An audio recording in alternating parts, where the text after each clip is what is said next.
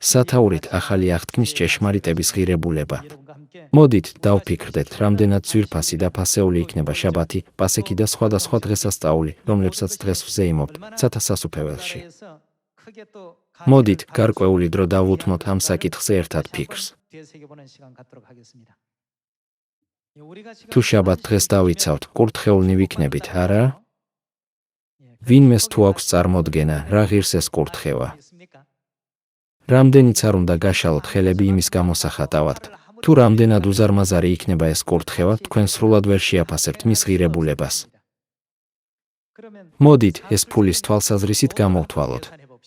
როგორ ფიქრობთ, რამდენად ღირს? რამდენად ძვირფასია შაბათი დღე, რომლის დაცვასაც მთელი გულით, სულით და გონებით ვცდილობთ.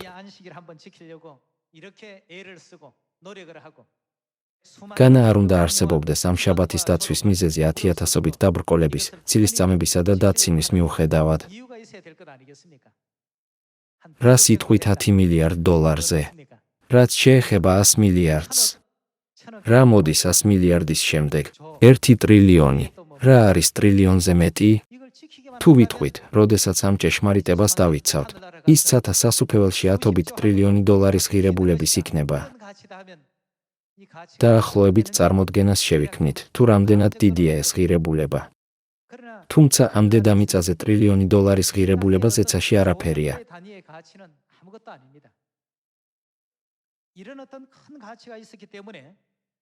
რადგან მას ასეთი დიდი ღირებულება აქვს. ადრეული ეკლესიის ყველა წმინდანმა ბოლომდე შეინარჩუნა რწმენა, მიუხედავად იმისა, რომ ისინი ლომების საკვებად იქცნენ. მათ სცადეს ეს ჩვენთვის, ვინც ამ ეპოქაში ვცხოვრობთ, გადმოეცათ. მისი ღირებულების გადაყვანა არც ერთ ერთეულში არ შეიძლება. მასში ასეთი ღრმა აზრი დევს. სწორედ ამიტომ ღმერთმა ყველა ღონე იხმარა, რათა ეს ძვირფასი ახალი აღთქმა თავისი შვილებისთვის მიეცა, თუნდაც საკუთარი სიცოცხლის ფასად. მას ასეთი დიდი ღირებულება აქვს სულიერ სამყაროში. მოდით ვნახოთ მეორე კორინთელთა წერილის 4 თავი, 16 მუხლი. ამიტომ არ ვცხრებით, მაგრამ თუ გარეგანი კაცი იხრწნება, ჩვენი შინაგანი მაინც განახლდება დღითი დღე.